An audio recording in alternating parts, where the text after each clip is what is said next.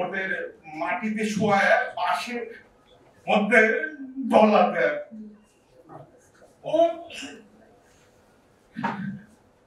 ওই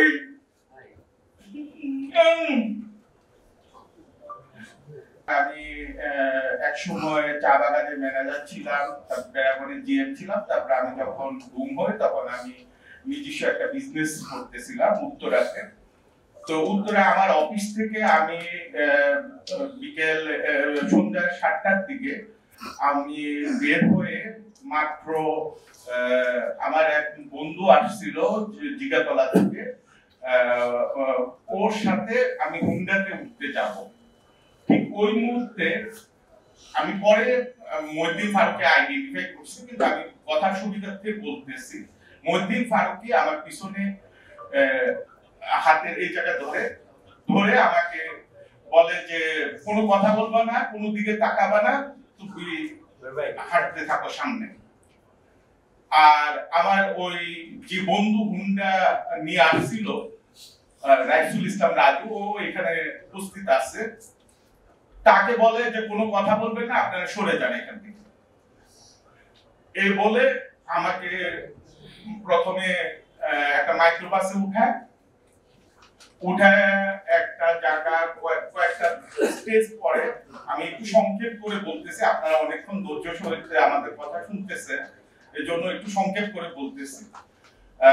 আমাকে নিয়ে যাওয়া হয় একটা জায়গাতে, ওইখানে আমি সর্বপ্রথম রাত 10টা কি 11টার দিকে আমাকে কোনো কথাবার্তা নেই,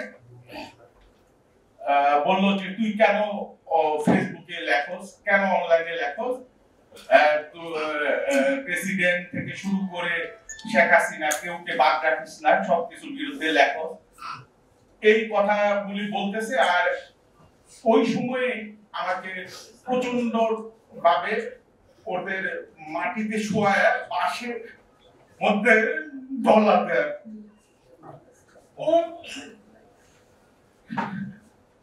ওই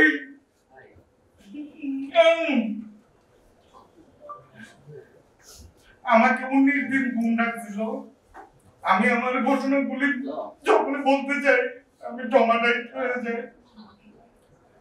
আমার এই ঘুমের বলে আমার ব্রেনের সামনের অংশ শুকিয়ে যায়, আমাকে ইলেকট্রিক শক দেয়।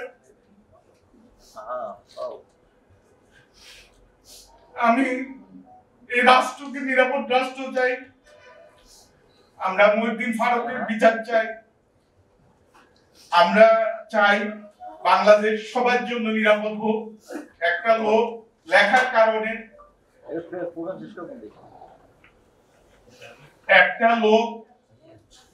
কারণে গুম হয়ে যাবে। আমার বাবা, বৃদ্ধ বাবা রাস্তায় রাস্তায় ঘুরেছে, হাসপাতালে মর্গে খুঁজছে, আমাকে 19টা দিন আমাকে চরম অত্যাচার করছে। আমার একটা বর্ণনা আপনাকে বলি, ছোট্ট একটা বর্ণনা। একদিন ওরা আমাকে ফ্লোরের মধ্যে শুয়ে বুট দিয়ে আমার হাতের উপরে লাফাচ্ছিল যে কোনোদিন আর লিখবি না। আমি কবিতা লিখতাম, ছোটখাটো বিভিন্ন কৃষি বিষয়ক লেখা লিখতাম, এবং আমি আমার লেখার অভ্যাসটা ওইখান থেকে আসা। একটা সময় জাতীয়বাদী প্ল্যাটফর্মে ব্লগিং এবং ফেসবুকে লিখি। ওই সময়টা তারা এমন ভাবে আমার হাতটা করে, আমি প্রায় 6 মাস আমার নিজ হাতে খেতে পারি না। এভাবে ইলেকট্রিক শকগুলি খুব খারাপ ছিল। পেরাক জুতো খরম ছিল, ওর দিয়ে হাঁটতে হইতো। আসলে বর্ণনাগুলি দেওয়া অসম্ভব, এটা মুখে বলা যাবে না। আমার বাবা এক সময় আমি যখন ফিরে আসি, আমার বৃদ্ধ বাবা বলতো যে তোদের পড়াশোনা করে মানুষ করে কি লাভ হয়েছে, এদেশে ইন্ডিয়ান পরে সৌদি আরব পাঠায় দেওয়াই ভালো। আমরা মানুষের কি লাভ, আমরা যদি কথা বলতে না পারি, নিরাপদ বাংলাদেশ না পাই, আমরা ঘুমের এখন পর্যন্ত গুমের শাস্তি কি হবে আমরা এটা জানি না। আমরা এই আইনের সুস্পষ্ট বিধান চাই। গুমের অবশ্যই সর্বোচ্চ শাস্তি ফাঁসি হতে হবে। আমরা গুম কমিশনে আমাদের অভিযোগ দাখিল করছি, এই অভিযোগ এখনো আমলে আসে না। গুমের কমিশন অল্প কিছু লোক দিয়ে কার্যক্রম চালু করছে, ভাবা হয়েছিল যে অল্প হয়তো কিছু মানুষ, কিন্তু যতদূর জানতে পারি যে এখানে প্রায় 3000-এর বেশি অভিযোগ আসছে। এত অল্প লোকবল দিয়ে তারা হয়তো পেরে উঠতে পারতেছে না। কিন্তু আমরা চাই যে আমাদের বয়ানগুলি দ্রুত রেকর্ড করা হোক এবং আন্তর্জাতিক ট্রাইব্যুনালে মামলা যাতে আমরা সহজভাবে করতে পারি, সরকারি আইনি সহায়তা টাস্কফোর্স গঠন করা হোক।